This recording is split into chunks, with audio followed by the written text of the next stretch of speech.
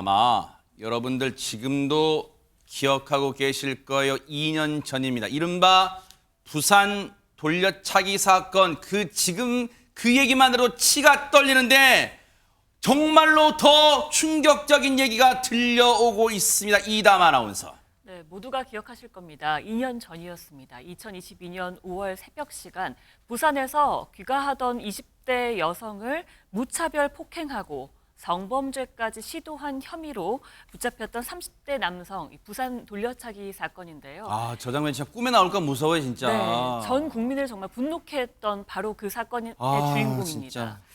그 가해자는요, 지난해 9월 대법원이 징역 20년을 확정했습니다. 네. 그럼에도 가해자가 그 이후에 계속해서 법정에 서고 있는데요. 바로 구치소에서 피해자를 보복 협박한 혐의로 기소가 된 겁니다. 피해자를요? 네, 그렇습니다. 그래서 어제 오후 부산지법에서 공판이 열렸습니다. 근데 이 공판에서 증인신문 절차를 시작했는데 이 과정에서 아주 충격적인 진술이 나와서 논란이 되고 있는 겁니다. 어머나, 세상에 지금 얘기만 들어도 이담 아나운서 설명만 들어도 벌써부터 지금 가슴이 콩닥콩닥 뛰는데 너무너무 오싹한데 무슨 진술이 나온 걸까요, 김현주 평론가님? 바로 구체적인 탈옥 계획을 세웠었다는 증언이 나왔던 세상에. 것이죠. 정말 영화 같은 이야기가 아닐까 싶은데요. 네. 이날 재판에 그 증인으로 나온 두 사람, 지난해 초에 이 가해자와 그러니까 같은 구치소, 같은 감방, 그러니까 구치소 동기죠. 이렇게 있었던 사람들이었습니다. 네.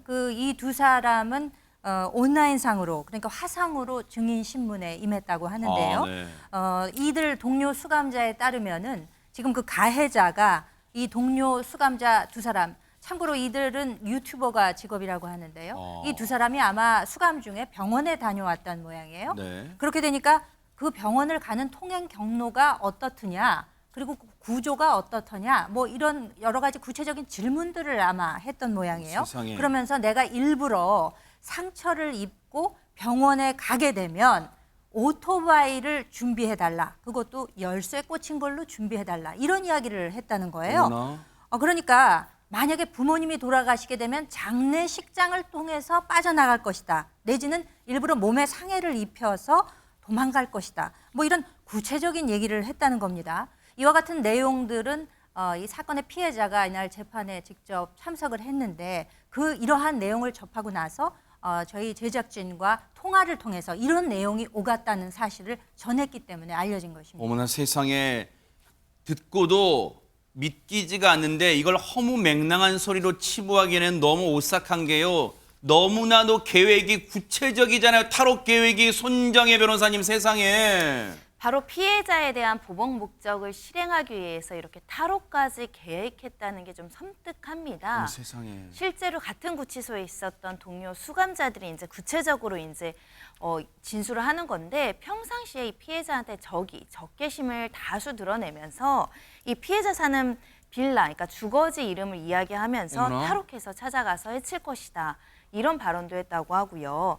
피해자가 이사회도 심부름센터 의뢰해서 집 주소 알아내서 또 죽일 것이다. 이런 협박성 발언도 나아갔고 이번에는 하이킥에 이어서 로우킥까지 날려서 어머나. 말도 못하게 만들 것이라고 보복의 어떤 감정을 다수 드러냈습니다. 저런 게 사람입니까? 반성하긴커녕 지금 피해자한테 자기가 천인 공노할 짓을 저질러 놓고 지금 정말 심신을 다 진짜 다 망가뜨린 피해자한테 저런 말을 지금 서슴지 않고 하고 있어요. 근데 박성배 변호사님, 저 인간이 했던 말 중에요. 저 인간이 피해자의 지금 집 주소를 알 수가 있는 거예요, 지금? 어떠한 사정이 기인해서건 그 주소지를 알아낸 것 같은데 이 돌려차기 사건과 관련해서 가해자가 앞서 1심에서 살인 미수 혐의로 징역 12년을 선고받습니다. 그러다가 항소심에서 강간살인 미수로 공소사실이 변경되면서 징역 20년을 선고받고 이 판결이 대법원에서 그대로 확정됩니다. 그런데 네. 유튜버인 동료 수감자 증언에 따르면 이 가해자가 앞서 징역 12년을 선고받은 데 대해 상당히 억울해했다고 합니다. 뭐가 억울해요, 이 인간이 진짜. 3년이면 될 것을 피해자의 언론 플레이로 중형을 선고받았다. 어머나? 유튜브 방송으로 자신의 억울함을 풀어달라고 했다는 것입니다. 또 다른 증인인 재소자의 증언에 따르면 가해자가 밤낮으로 피해자에 대한 보복성 발언을 일삼았는데 방을 옮기기 전날 새벽에 가해자가 종이를 변기통에 버리는 모습을 봤답니다. 이 종이에는 피해자의 인적사항이 적힌 수첩으로 추정된다는 증언도 덧붙였는데 세상에. 이 가해자의 수첩, 피해자의 주소지, 본가 등 인적사항이 적혀 있을 뿐만 아니라 자신의 사건과 관련된 판사, 검사, 그리고 전 여자친구의 이름도 적혀 있었다고 합니다. 그 제목이 섬찟하게도 내가 해할 사람이었다고 하는데 전 여자친구도 보복 대상으로 삼은 이유는 접견을 오다가 오지 않고 이별을 통보했다는 이유에서였습니다. 어머나 어머나. 아니 근데 보세요. 다시 한번 여쭤볼게요. 박성배 변호사님. 이 인간이요. 지금 자기가 지금 저렇게 감옥살이를 하고 있는 데 대한 억울하다는 자기는 자기 딴에 억울하다는 거예요. 그러면서 보세요. 피해자의 주소지 그리고 어머 세상에 피해자의 본가 그 본가의 인적 사항도 알고 있다는 거예요. 지금 동료 구치소 감방 동기가 얘기한 그 말을 따르면요. 그러면서 본인의 재판을 진행했던 판사, 검사 그리고 전 여자친구의 이름까지도 수첩에 적혀있다는 거. 아니 그럼 판검사 이름도 알고 피해자의 집 주소도 알고 피해자 본가의 집 주소가 알 수 있는 거 어떻게 알 수 있는 거예요 이게? 일단은 돌려차기 사건이 발생한 장소가 피해자의 거주지였습니다. 기본적으로 피해자가 거주하던 장소를 알고 있고 재판 진행 과정에서 기소가 된 이후에는 피고인 측이 수사 기록을 전면적으로 열람 복사해 볼 수 있는데 물론 그 열람 복사할 수 있는 수사 기록에 피해자나 관련자들의 인적 사항은 일부 숨기도록 하고 있습니다. 어허. 그럼에도 불구하고 어떤 사정에 기해서 그 수사 기록 열람 복사 외에도 다른 여러 사람들을 동원하는 과정에서 이미 이사를 갔거나 피해자의 본적지를 알아낼 수 있던 다른 방법을 강구해낸 것 같습니다. 그 외에도 판사, 검사의 경우에는 그 이름이 공적으로 널리 알려져 있다 보니 수고스럽지만 조회를 거치다 보면 일정한 주소지를 어느 정도는 알아낼 수 있습니다. 또 전 여자친구의 경우에는 이미 상당 기간 교제를 해왔다면 여러 사람들 또는 다른 방법을 강구해서라도 이사를 간다고 하더라도 그 주소를 알아낼 방법은 상존합니다. 의지만 있다면 사실 어머나. 주소를 알아낼 방법이 없지는 않습니다. 어머나 세상에 앞서 영상에요. 그 인간이 저 인간이 지금 구치소에서 반성하긴 그냥 교도소에서 지금 반성하기는커녕요. 내가 나가기만 하면 피해자 가만 안 둬. 피해자뿐만 아니에요. 피해자의 가족들 그리고 자신에게 이런 이 형량을 선고한 판사, 구형을 한 검사 그리고 자신에게 지금 뭔가 불리하게 한 전 여자친구 이거 다 지금 보복하겠다는 거 아니에요. 그런데 보세요. 이런 말도 안 되는 짓을 벌이려고 법정에서 하자는 판단을 무슨 반박까지 했다면서요. 그러니까 가해자의 이러한 언행에 대해서 복수의 사람들이 증언을 했는데 네. 그거를 부정했다는 거예요. 가해자가 그걸 부정한 논리가 뭐냐면 네. 평소에 나와 사이가 안 좋았던 동료 수감자들이 자기들 유튜브 수익을 위해서 자기들끼리 입을 맞춰서 지금 거짓 진술을 하고 있는 것이다 라는 논리로 자기한테 가해진 보복 협박 혐의를 부인했습니다. 아하, 지금 동료 수감자들이 유튜브 이른바 구독자 수 같은 걸 늘려서 수익을 얻으려고 없던 말을 지금 만들어내고 있다고 지금 이 얘기를 하고 있는 거예요. 그런데 이런 어처구니 없는 말들이 법원에서 지금 계속 듣고 있었을 피해자분은 대체 진짜 어떤 심정이었을까요? 세상에 얘기 한번 들어보시고 이어가 보도록 하겠습니다.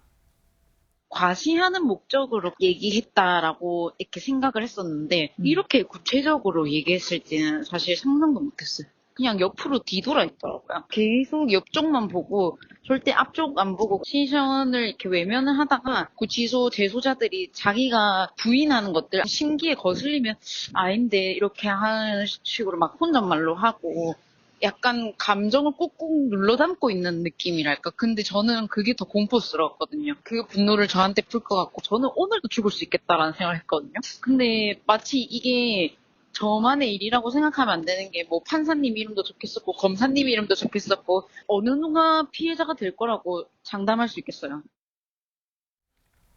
사실 지금 피해자분께서 언론 인터뷰에 응해 주실 심적 상황이 아니실 수 있어요. 그런데 정말 저희들한테 뉴스파이터 제작진이요. 정말 송구스럽지만 지금 상황 그리고 지금 심경을 여쭤봤는데 정말 감사하게도 인터뷰에 응해 주셨고 조금 전 들려드렸죠. 그 보세요.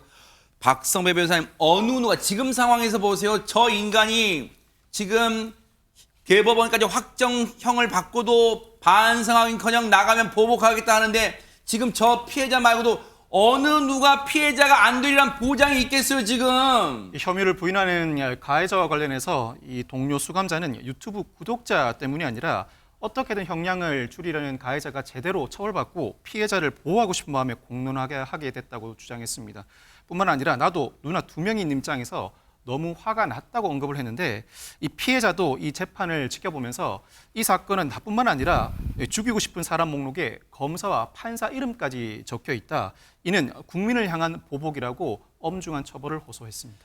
지금 앞서 그 끔찍한 사건에 대한 형량은 이미 대법원까지 확정 판결 났고 앞서 말씀해 주신 것처럼 박성배 변호사님 지금 다시 법원의 재판을 받고 있는 것은 피해자에 대한 보복 협박이잖아요. 근데 지금 앞으로의 재판 절차는 어떤 게 혹시 남아 있습니까?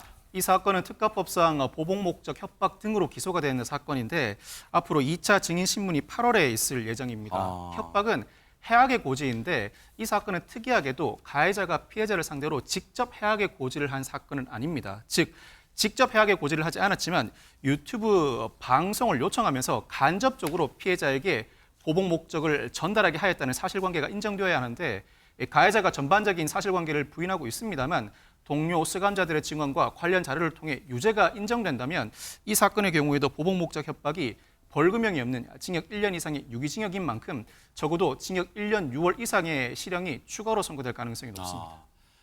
이 사건은요, 그리고 이 천인 공날 인간 같지도 않은 이 악마 같은 인간에 대해서는요, 우리 법이 살아있다는 걸 반드시 보여줘야 될 것 같습니다. 이 사건도 눈 부릅뜨고 따라붙어 보도록 하겠습니다.